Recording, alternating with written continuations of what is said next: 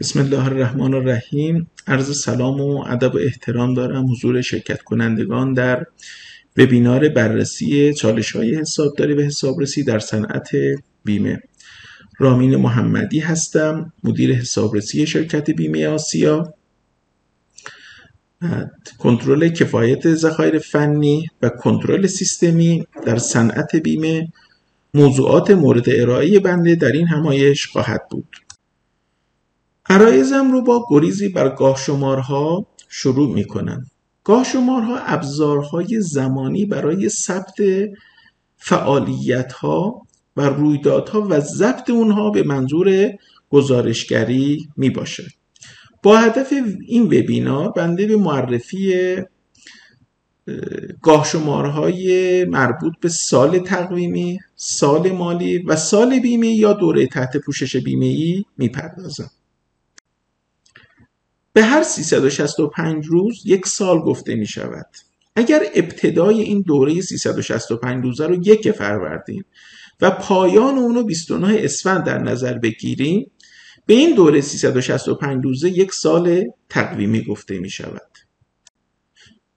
سال مالی به دوره زمانی 1 ساله‌ای گفته می شود که معمولاً بنگاه‌های کسب و کار و یا شرکت‌ها به منظور تهیه گزارشات و صورتهای مالی خود تعیین می کنند و یا به عبارتی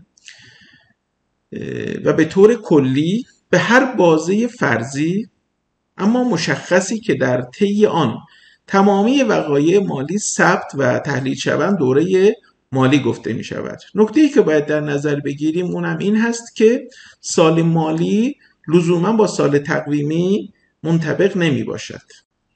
و نهایتا سال بیمه یا دوره تحت پوشش بیمه ای. مفهوم سال بیمه ای در قانون بیمه تعریف نشده است، لیکن تعهد عرفی مربوط به دوره تحت پوشش در قراردادهای بیمه ای بستگی به مفاد بیمه نامه دارد. با عنایت به ماهیت قراردادهای بیمه و فرض 365 روزه بودن قراردادهای بیمه، تاریخ شروع بیمه میتونه در هر سال تقویمی یا از هر سال تقویمی یا سال مالی شروع بشه و در 365 روز بعد از شروع در یک دوره تقویمی یا سال تقویمی و یا سال مالی دیگه خاتمه پیدا بکنه.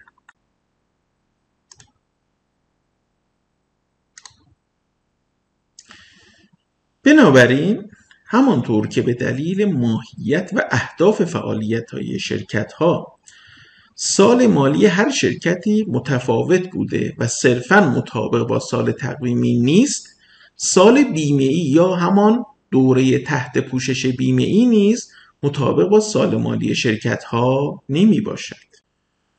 اصل تطابق درآمد با هزینه. بر اساس اصل تطابق درآمد با هزینه ضروری است که برای اندازه‌گیری سود در هر دوره باید هزینه‌های هر دوره رو با درآمدهای همان دوره مقایسه کرد. به عبارت دیگر به منظور تعیین سود هر دوره بایستی هزینه‌های تحمل شده در آن دوره رو از درآمدهای همان دوره کسر کرد. بنابراین بر اساس این اصل هر زمان که در صورت سود و زیان یک دوره درآمدی منعکس شود، باید هزینه‌های مربوط به آن دوره نیز در همان صورت سود و زیان ثبت گردد.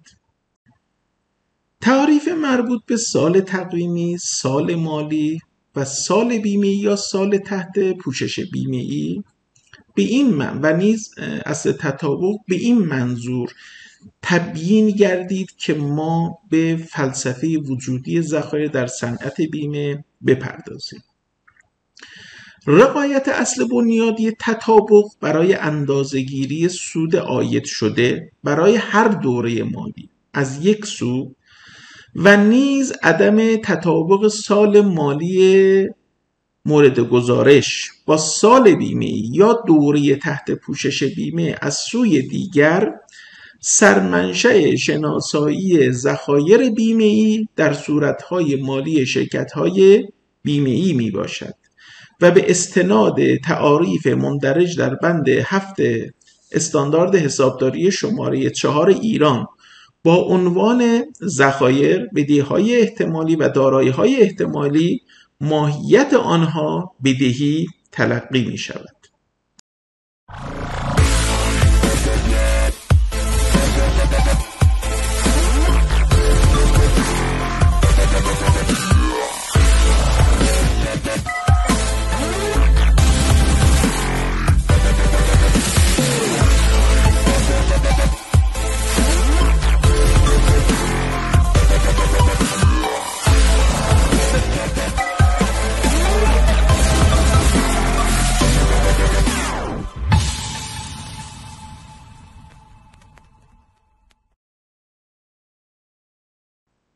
در حالت کلی ما ذخایر بیمه‌ای رو میتونیم در 4 طبقه کلی قرار بدیم که عبارتند از ذخایر بیمه‌ای درآمدی، ذخایر بیمه‌ای هزینه‌ای و ذخایر بیمه‌ای خاص بیمه‌های عمر و پس‌انداز و سایر ذخایر بیمه‌ای.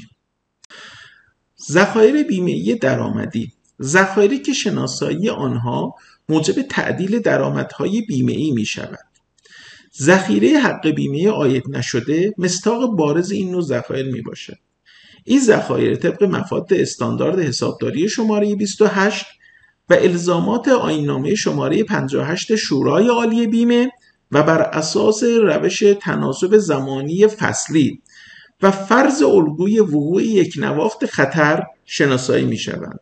با عنایت به مشخص بودن مبالغ و زمان صدور بیمه‌نامه ها و نیز محاسباتی بودن این نوع ذخایر، مسئله عدم کفایت در مورد این نوع از ذخایر چندان مصداق پیدا نمی کند. برای روشن شدن موضوع بنده شناسایی و محاسبه ذخیره حق بیمه عاید نشده و در قالب یک الگویی خدمت شما ارائه می کنم. ببینید، روش مورد توصیه در استاندارد شماره 28 ایران و آیین‌نامه شماره 58 شورای عالی بیمه روش تناسب زمانی فصلی است. یعنی ممکنه یه شرکت بیمه‌ای در هر روز از هر رشته بیمه‌ای چند صد بیمه‌نامه صادر بکنه، ولی با عنایت به این که زمانهای صدور این بیمه‌نامه‌ها متفاوت است. ممکنه هر روزی از سال باشه، یعنی شروعش در یک سال و خاتمش در سال بعد با مبدأها و مقصدهای متفاوت و اینکه ما با تعداد زیادی بیمه‌نامه سر و کار داریم. به این منظور روش تناسب زمانی میگه که شما فرض بکن که بیمه‌نامه ها در یک سال طی 4 فصل فروخته شده اند. یعنی هر بیمه‌نامه‌ای که شما در فروردین، اردیبهشت، خرداد در هر روزی از این ماه‌ها فروختید، فرض می‌کنید که در فصل بهار فروختید، اونم وسط اردیبهشت. بیمه‌نامه‌هایی که در فصل تابستان در هر روز از تیر و مرداد و شهریور فروختید، فرض می‌کنیم که در وسط مرداد ماه فروختید. بیمه‌نامه‌هایی که در طی ماه‌های مهر و آبان و آذر فروختیم، فرض میکنیم همشو در وسط آبان فروختیم. و بیمه‌نامه هایی که در طی فصل زمستان فروختیم، فرض میکنیم همشو در وسط بهمن ماه فروختیم. بر این اساس ما باید در ارتباط با بیمه‌نامه هایی که در فصل بهار فروختیم به میزان 10.5-12، یعنی از وسط اردیبهشت تا پایان سال، معادل چند ماه هست؟ 10.5 ماه. برای بیمه‌نامه هایی که در فصل تابستان فروختیم، از وسط مرداد ماه تا پایان سال چند ماه است؟ 7.5 ماه. برای بیمه‌نامه هایی که طی فصل پاییز فروختیم، چه مدتی رو پوشش میده برای سال؟ 4.5 ماه. برای بیمه‌نامه هایی که در فصل زمستان فروختیم، این مدت 1.5 ماه هست. اگر تمامی این ماهایی که تحت پوشش همون سال هست و به تقسیم بر 12 بکنیم یه نسبتی حاصل میشه. برای فصل بهار 7/8، برای فصل تابستان 5/8 و برای فصل پاییز 3/8 و برای فصل زمستان 1/8. به این حالته که ما تو استانداردم به روش تناسب زمانی فصلی روش 1/8 هم گفته می شود. حالا اگر ملاحظه بفرمایید، این اگر تو این قسمت، تو این جدول بالایی، قسمت سبز رنگ یا مجموع قسمت آبی رنگ و قسمت سبز رنگ مجموع بیمه نامه های فروش همون سال نشون میده. یعنی ما طی یه سال چقدر فروش کردیم، فروش بیمه نامه کردیم. قسمت آبی، مساحت این محدوده آبی، حق بیمه های عاید شده همون سال رو نشون میده و محدوده سبز بیانگر حق بیمه عاید نشده و یا به عبارتی ذخیره حق بیمه عاید نشده اون دوره رو نشون میده. حالا ببینید این حق بیمه عاید نشده مربوط به سال 99 میره تو سال 1400 به عنوان حق بیمه عاید شده مورد محاسبه قرار میگیره. موردی که من باید خدمت شما عرض بکنم در این موضوع در ارتباط با ذخایر درآمدی بیمه‌ای، موضوع کفایت ذخایر مطرح نیست، به دلیل اینکه هم مبلغ بیمه نامه‌های فروخته شده مشخص هست و هم زمان فروششون. البته یک نقدی به این روی کرد هست که الان اونم این هست که با عنایت به اینکه ما الان میتونیم با استفاده از نرم افزارهای پیشرفته‌ای که هست بیایم و درآمدهای بیمه‌ای رو بر مبنای اون روزهایی که فروختیم، حتی با اون روزهایی که فروختیم، اینو محاسبه بکنیم.